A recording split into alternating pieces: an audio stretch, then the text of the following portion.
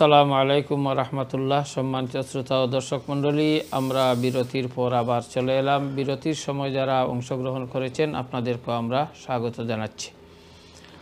আলহামদুলিল্লাহ, আমাদের সম্মানিত অতিথি হযরত মাওলানা আব্দুল মালিক চৌধুরী সাহেব শাবান মাস সম্পর্কে আলোচনা করছেন এবং কিছু প্রশ্ন আমাদের কাছে ছিল, সেই প্রশ্নগুলোর উত্তর দিয়েছেন। এখনও আমাদের কাছে কিছু প্রশ্ন রয়েছে, আমরা প্রথমে সেই প্রশ্নের উত্তরের দিকে চলে যাব এবং পরবর্তীতে ইনশাল্লাহ আমরা অন্য আলোচনা করব। আমার কাছে আরও কিছু প্রশ্ন এসেছে, আমরা ওইগুলো বলার পর ইনশাল্লাহ সেগুলো বলার চেষ্টা করব।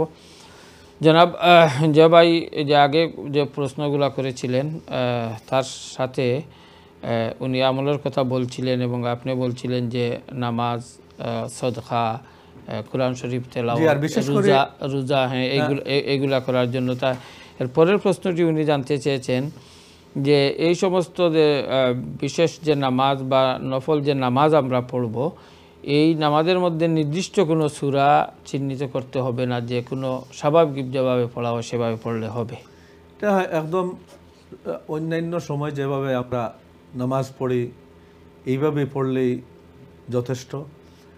আর ব্যাপার হয়েছে যে যত লম্বা করে ফারা যায় নফল নমাজ, আল্লাহ নবী সাল্লাল্লাহু আলাইহি সাল্লাম এই লম্বা নমাজ পড়তেন, অর্থাৎ সূরা বাকারা, সূরা আলে ইমরান, সূরা নিসা, এইভাবে একই রাকাতের মধ্যে এই সূরাগুলা তিলাওয়াত করতেন। এবং আল্লাহ রাসূল সাল্লাল্লাহু আলাইহি সাল্লাম আবার রুকুতে এবং সজদাতেও আবার এই পরিমাণ লম্বা টাইম সময় দিতেন। তাইলে দেখা যাচ্ছে যে নফল নামাজ যত বেশি দীর্ঘ হবে এবং তিলাওয়াতও যদি আমরা জানা থাকে, যত বড় লম্বা সূরা পড়বেন তত বেশি লাভবান হব আমরা। এই জন্য আল্লাহ নবী সাল্লাল্লাহু আলাইহি সাল্লাম দেখিয়ে গেছেন এবং আল্লাহ রাসূল সাল্লাল্লাহু আলাইহি সাল্লাম বলছেন যে এই মাসে মানুষ অনেকটাই আপনার গাফলতির মধ্যে বিভোর থাকে, অথচ এই মাসটা খুবই আল্লাহ সুবহানাহু ওয়া তাআলার পক্ষ থেকে একটা বড় ব্লেসিং, বড় নিয়ামা, যে এই মাসেই আল্লাহর দরবারে মানুষের আমলনামা পেশ করা হয়। আর যদি রোজাদার কেউ থাকে তাহলে তার আমলের শিরোনামে লেখা থাকবে যে এই ব্যক্তি রোজাদার।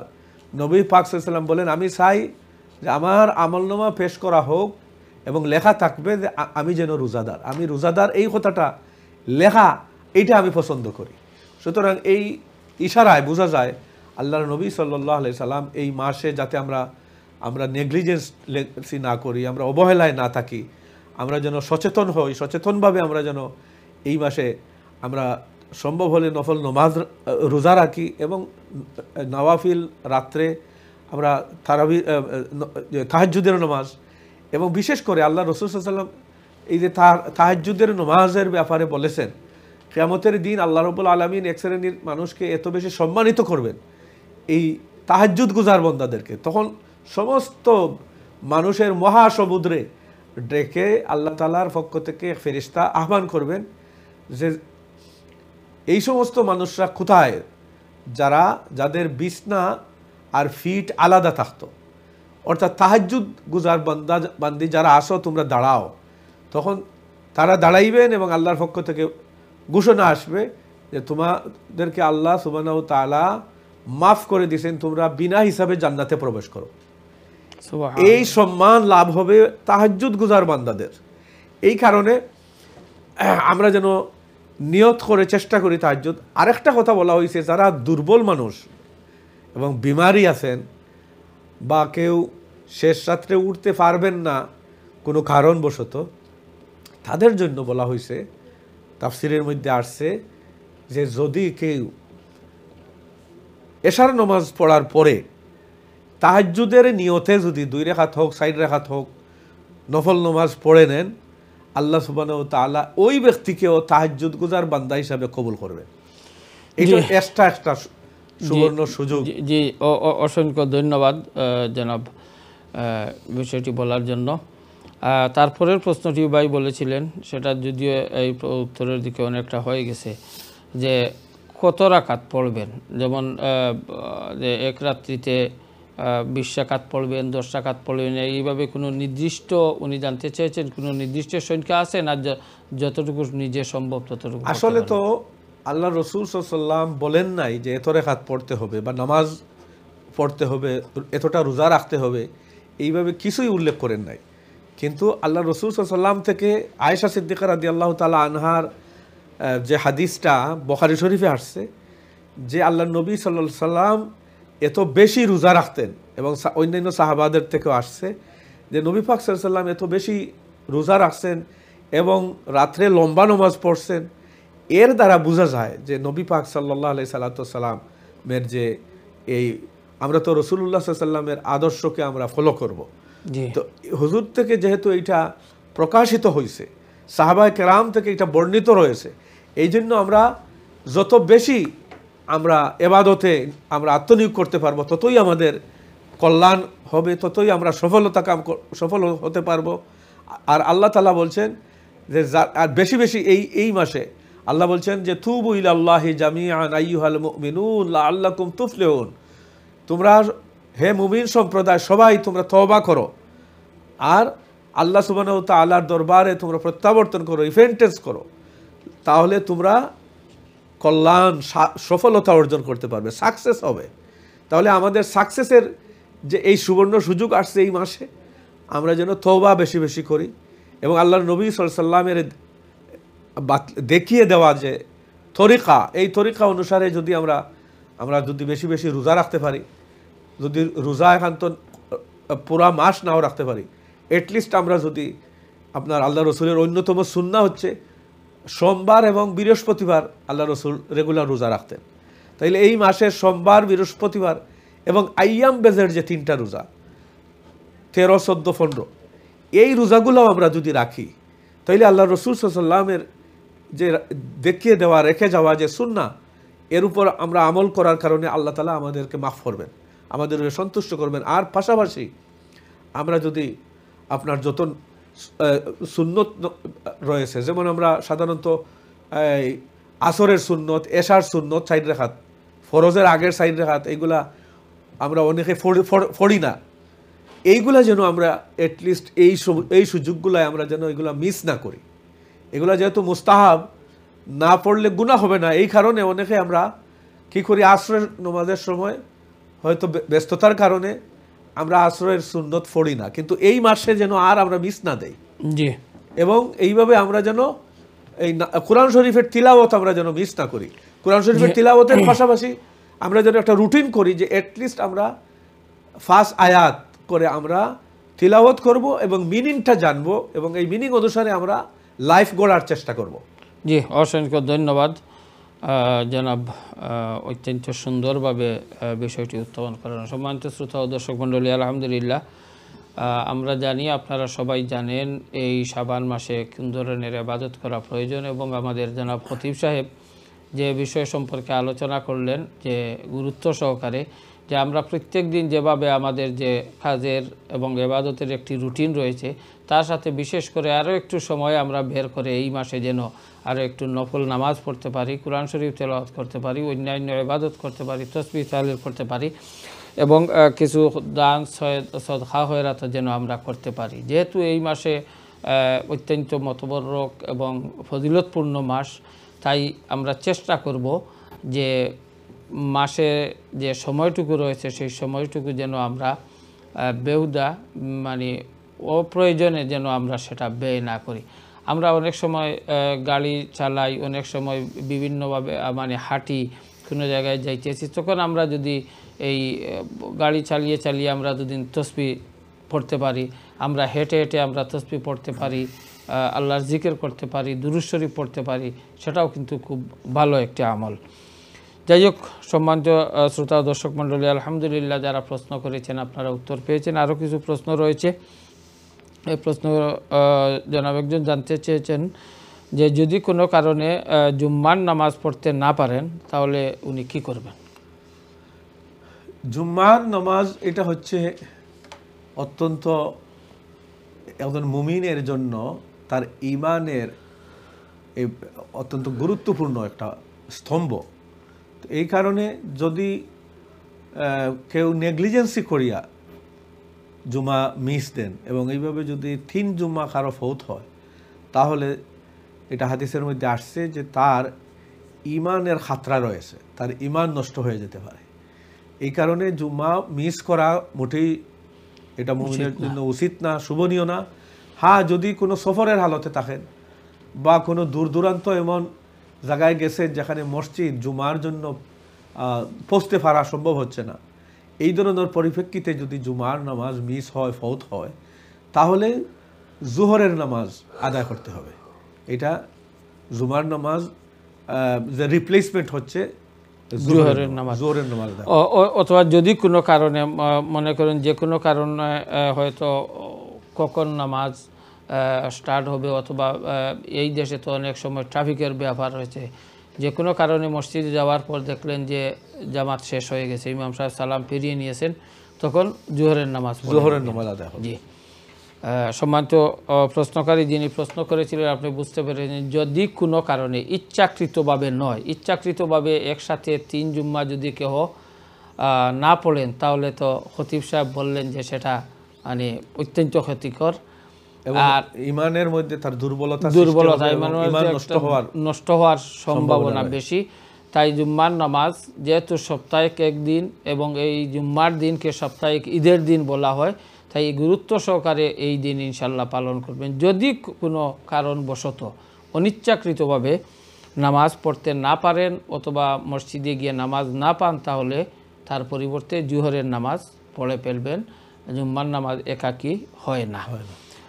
2 নম্বর হচ্ছে, এক ভাই জানতে চেয়েছেন যে জুম্মার নামাজে শেষ রাকাতে, অর্থাৎ মসজিদে যখন উনি গেছেন, গিয়ে ইমাম সাহেবকে শেষ রাকাতে অর্থাৎ শেষ বৈঠকে উনি পেয়েছেন, তখন উনি শরিক হয়ে গেছেন, তারপরে উনি একা একই কি পরবর্তী 2 রাকাত পড়বেন? উনি তো ওই জোহরের অন্য ফজরের নামাজ যেভাবে আমরা মিস হইলে যতটুকু পাই, এরপরে আমরা বাকিগুলা যেভাবে আমরা পুরা করি এইভাবে উনি করবেন, অর্থাৎ জুম্মার নামাজে উনি শরিক হয়ে গেলেন, শরিক হইলেই উনি জুম্মার নামাজটা পেয়ে গেছেন।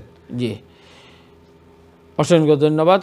আর এর পরের প্রশ্নটি হচ্ছে এই জুম্মা ব্যাপারেই, যে যদি প্রথম রাকাতে গিয়ে উনি শরিক হন, তাহলে তো উনি 1 রাকাত ইমাম সাহেবের সাথে পেলেন, পরবর্তীতে উনি 1 রাকাত পড়বেনই, আরও 1 রাকাত পড়বেন, অর্থাৎ জুম্মা না। যদি দেখা যায় যে তাইলে তো সেকেন্ড রাকাতে 1 রাকাত চলে গেছে, অর্থাৎ 1 রাকাত গিয়া ইমাম সাহেবের সাথে পাইছেন, তাইলে তো পরে ইমাম যখন সালাম ফিরাইবেন শেষ বৈঠকে তাশাহুদ পর্যন্ত উনি আস্তে আস্তে শুধু তাশাহুদ পড়বেন।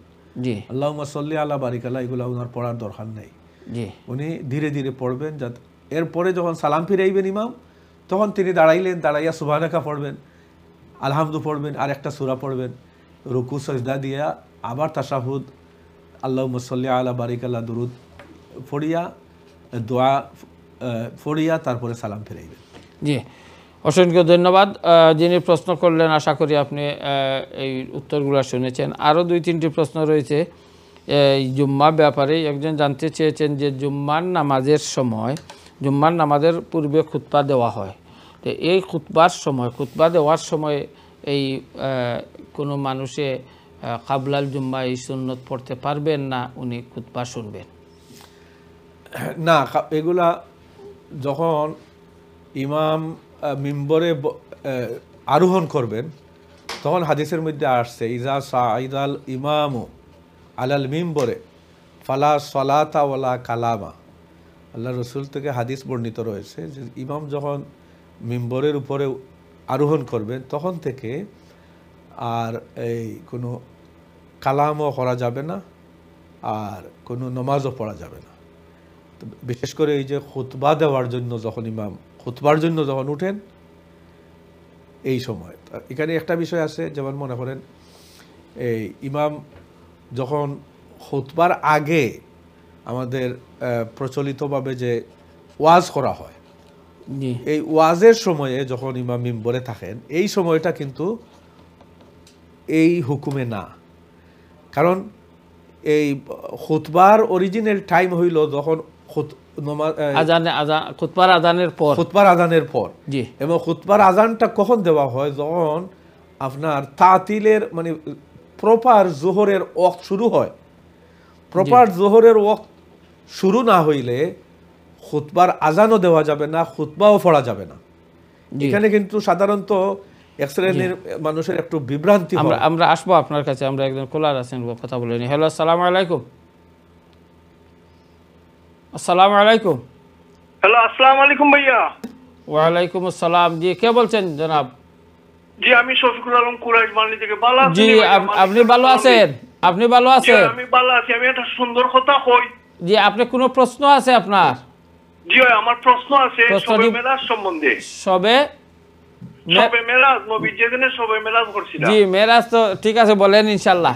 আমরা তো মেরাজ সম্পর্কে গত সপ্তাহে আলোচনা করছি। শবে মেরাজ করছেন নবী, যে শবে মেরাজের আগে তাই নিজে জানেন তাই এখন মেসেঞ্জার আল্লাহ, আল্লাহ উদ্দেশ্য করছেন যে তাই নিয়ে দেখা করবা নবীজির লোকে, যে তো মেসেঞ্জার হতে আল্লাহ তাআলা অর্ডার দিচ্ছেন যে তোমরা নবী দুনিয়ায় আমার মেসেঞ্জার আমি দুনিয়াতে আমার উসবে আনবো, বাদে যে তো মেসেঞ্জার আসো সকল হয়ে গেল মুহাম্মদী উম্মত। অনেক কোরআন শরীফও লেখা আছে। আচ্ছা, আপনার প্রশ্নটি বলেন। লেখা আছে কোরআন শরীফও, যেটা আমরা জি। হ্যালো, ধন্যবাদ আপনাকে, আপনার লাইনটি কেটে গেছে। জি, অসংখ্য ধন্যবাদ হাজী সাহেব। আপনি প্রায়ই আমাদের অনুষ্ঠানে ফোন করে থাকেন, সব অনুষ্ঠানে আসেন এবং অনুষ্ঠানগুলোর খোরাক যোগাইয়ে দেন। অসংখ্য ধন্যবাদ আপনাকে। জি, আপনি বলছেন, আমরা আলোচনা ছিলাম যে খুতবা যখন আরম্ভ হবে, এই খুতবা দেওয়ার সময় খুতবা শোনা ওয়াজিব, তখন অন্য কোনো নামাজ পড়বেন না, এই খুতবা শুনতে হবে। জি, ধন্যবাদ আপনাকে জনাব। তো এটার ওই যে পার্থক্যটা হলো যে ইমাম যখন আগে থেকে খুতবাত বসিয়া ওয়াজ করেন, এই সময় না, এই সময়টা পড়া যখন স্টার্ট করেন, কারণ এই আগের যে ওয়াজ করাটা কেউ কেউ বলে থাকেন এইটা নাকি নাজায়েজ হবে না। এইটা কিন্তু অরিজিনাল খুতবার টাইম না, এইটা হলো দ্বীনি আলোচনা এবং দ্বীনি তালিমের সময়। আর যখন জোহরের টাইম শুরু হবে, শুরু হওয়ার পরে আজান হবে, এরপরে ইমাম যখন এই মিম্বরের উপরে থাকবেন আর খুতবা দিবেন, এই খুতবাটাও আরবিতে হতে হবে এবং এই খুতবার সময়ে কেউ কোনো কথা বলা যাবে না। এমনকি এই সময়ে মসজিদে আসিয়া ঢুকলেও এই যে আপনার 2 রাকাত তাহিয়াতুল মসজিদ, এই তাহিয়াতুল মসজিদ ও ইমামের খুতবা দেওয়ার সময়ে এইটা এই নিষিদ্ধ, যে ফালা সালাতা ওয়ালা কালামা এর আওতায় এই সময়টুকু পড়া যাবে না। এই সময় যেহেতু এটা অরিজিনাল খুতবার টাইম, তো এইখানে এই জিনিসটা পরিষ্কার, এটার ধারণা থাকা দরকার যে যখন খুতবার আজান দিতে হবে জোহরের টাইম শুরু হওয়ার পরে, জোহরের টাইম অর্থাৎ দ্বিপ্রহর জাওয়ালের আগে যদি আজান দেওয়া হয় বা কোনো ওয়াজ নসিহত করা হয়, তাহলে এইটা কিন্তু খুতবার হুকুমের মধ্যে পড়বে না। খুতবার হুকুমটা হবে যখন পুরা জাওয়াল হবে, এরপরে আজান হবে, তারপরে ইমামে খুতবা দিবেন, বা ইমাম যখন এই মিম্বরে বসা থাকুক আর দাঁড়ানি থাকুক, ইজা সাইদাল ইমাম যখন মিম্বর আরোহণ করবেন, তখন থেকে কোনো কালাম করা যাবে না, নামাজও পড়া যাবে না। অসংখ্য ধন্যবাদ জনাব। আমরা আজকে আর কোনো আলোচনা করতে পারবো না, কোনো প্রশ্নের উত্তর দিতে পারবো না, আমাদের অনুষ্ঠান এখানেই শেষ করতে হবে। সম্মানিত শ্রোতা ও দর্শক মণ্ডলী, আলহামদুলিল্লাহ আমরা শাবান মাস সম্পর্কে আলোচনা করলাম, আমাদের সম্মানিত অতিথি আলোচনা করলেন, আমাদের কি কি আমল করা দরকার সেটা সম্পর্কে উনি আলোচনা করছেন। আমরা চেষ্টা করব সবাই বেশি বেশি করে আমল করার জন্য, এবং আমরা এই মাসে প্রত্যেক সপ্তাহে ইনশাল্লাহ শাবান এবং শবে বরাত সম্পর্কে আলোচনা করব ইনশাল্লাহ। আপনারা প্রথম থেকে নিয়ে এই পর্যন্ত যারা শরীক হয়েছেন, অংশগ্রহণ করেছেন, আপনাদের সবাইকে, বিশেষ করে আমার সম্মানিত অতিথিকে এবং আইয়ন টিভির কলা কৌশলী সবাইকে অসংখ্য অসংখ্য মুবারকবাদ জানিয়ে আল্লাহ পাক রব্বুল আলামিন আমাদেরকে, আপনাদেরকে সবাইকে ভালো রাখুন, সুস্থ রাখুন, এই কামনা করে এখানেই আজকের অনুষ্ঠান শেষ করছি। আসসালামু আলাইকুম ওয়া রাহমাতুল্লাহি ওয়া বারাকাতুহু।